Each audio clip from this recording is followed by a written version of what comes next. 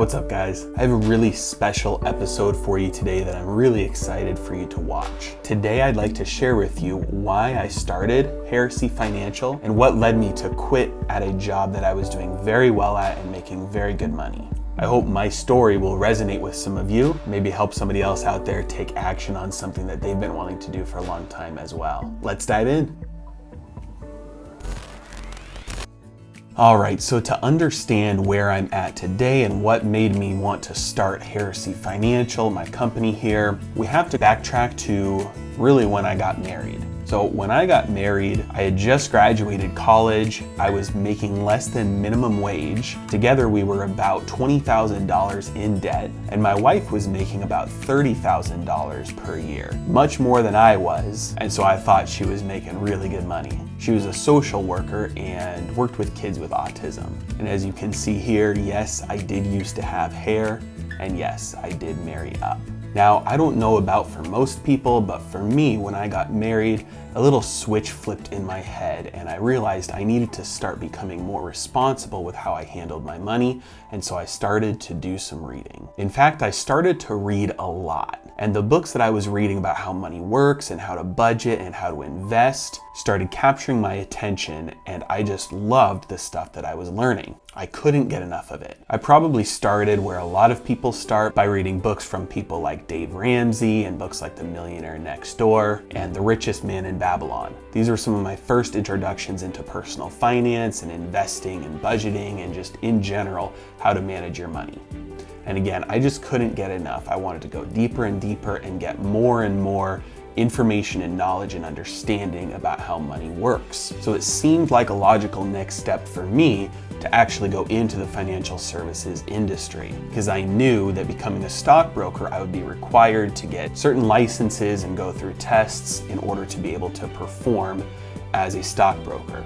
So I knew a friend who got me a job and I hit the ground running. Man, in my years working in the financial services industry, I did everything that I could. I was a regular stockbroker. I worked with day traders. I worked with options traders. I did training for other stockbrokers. I was in management for a little while. I did investment advice for clients.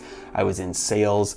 Literally as much as I could get my hands on, I wanted to experience. I knew that every time that I changed roles and did something else, I'd be learning new skills, learning more about the overall subject, investing, finance, money, that I wanted to, and I knew it'd be better for me in the long run. Now, during that time, I also still kept reading. I've always been a big reader. I love reading books, especially about investing and how money works. And the books that I read now are admittedly a lot more technical and advanced than the books that I started off with, but being committed to reading as much as I do has been a contributing factor into my journey all along the way. I started to realize some of the ways that the economy actually works and how money actually works and how investing works that don't really jive with the typical financial advisor model. The more I dug into this, the more I started to realize that the industry is governed primarily by the government. It is the most heavily regulated industry there is. Healthcare probably comes in at a close second. And so I started to notice discrepancies between what we were required to do with clients versus what it seemed like reality was telling us. And I was in the minority in this, because when you're in the industry, you drink the Kool-Aid a little bit and you look at just the standard models of how investing works, how diversification works, what you should do as far as how to make choices on budgeting and debt and investing. And I started noticing some discrepancies between what the industry says to do and how reality actually works. And so if you were my friend or my family and I was talking to you outside of work about what to do with your money, I'd be giving you advice or information or education that matches up with reality, because I wanted to help. But if you were to work with me while I was on the job, while I was on the clock, you are more likely to receive corporate lines and more of the industry bullcrap that is pushed on everybody from the top down. And by the top, I mean the source is really Uncle Sam, it's the government. And a good example of this that I use a lot is how to be conservative with your investing. Because if you go to any financial advisor out there and ask them to make your portfolio more conservative, they're gonna offer you things like bonds, they're gonna offer you things like annuities, they're gonna put you in fixed income cash type securities, and they might even offer you insurance type products. Now, if stocks have the potential to lose value quickly, but it's not guaranteed. And another asset class is guaranteed to lose a little bit of money. In reality, which one do you think is more conservative? The potential for loss or the guarantee of a loss? The potential for loss is probably the more conservative option. And most bond yields right now are not keeping up with inflation, meaning that your purchasing power has a guaranteed loss if you invest in something with a guaranteed loss, which things like bonds have. Because if a bond is paying 2%, but inflation is 2.1%, you are guaranteed that your money will have less power to purchase something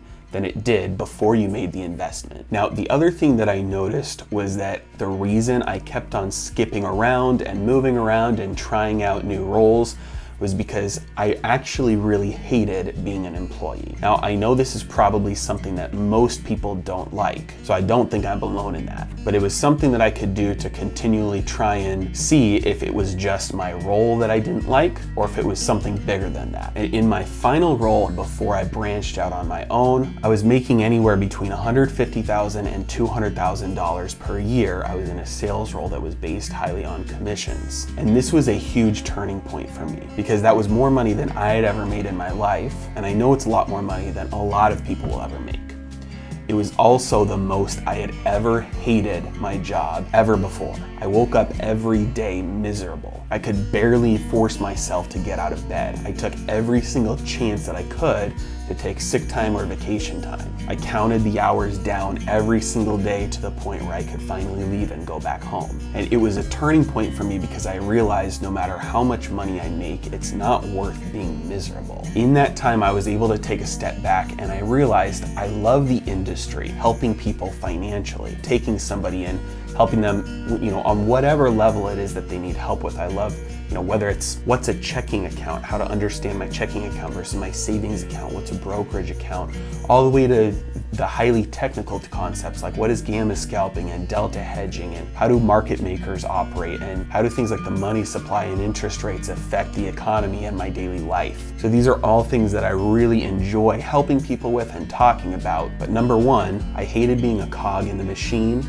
I hated not being able to help people with the real information that I felt would really help them with their life, instead of having to deliver them corporate mumbo jumbo and lines handed down by the government on what was safe or a good investment for them. And overall, I just really desired my freedom. I realized that the only thing that scared me more than failing at trying something I really wanted to do was succeeding at something that I hated. So I took the leap, and that's what brought me to start Heresy Financial. This is the production set. As you can see, we are clearly professionals. We know exactly what we're doing in the beginning of our new YouTube channel.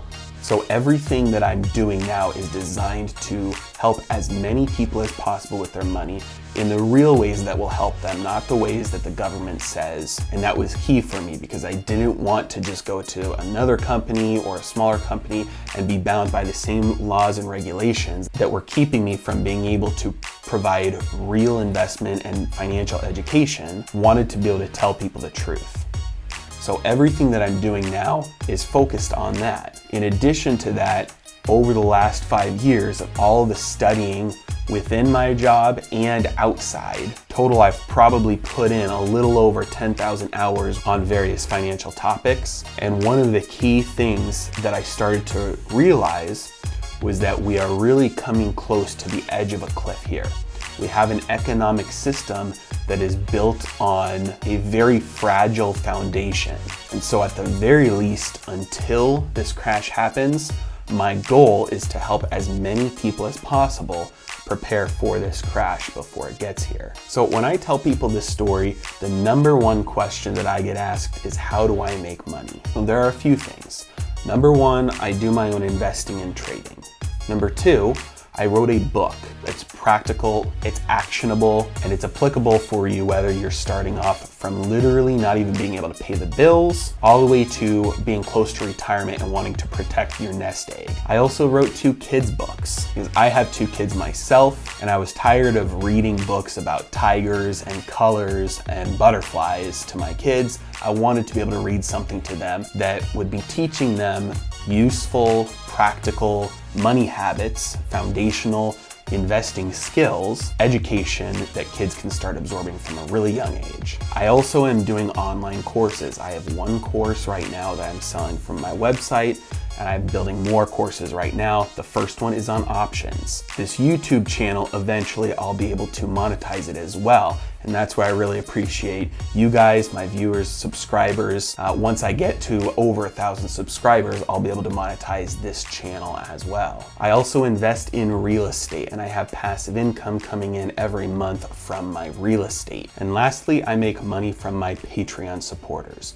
You can go to Patreon and support my work, help me to continue to be able to create content like this for you. And if you support me on Patreon, you can get my texting phone number and text me financial questions anytime you want. It's kind of a new product that I'm launching here, and I haven't told you guys about it yet. If you go onto my Patreon page, you can support me, and I will provide you with my phone number, and literally anytime you can text me any financial questions, and I will text you back with the answers. That is something I'm really excited about, and I hope you all take advantage of that, because I think it's a really fun platform and a fun way to discuss financial topics, and it means the world to me when you guys support me through Patreon. So that's my story. That's what brought me here to you today, and I really appreciate you guys watching. If you enjoyed, please like, please subscribe for those algorithms. And if you do want to help me produce more content like this and help as many people as possible prepare for the crash, it would mean the world to me if you did start supporting me on Patreon. Thank you for watching. You guys have a great day.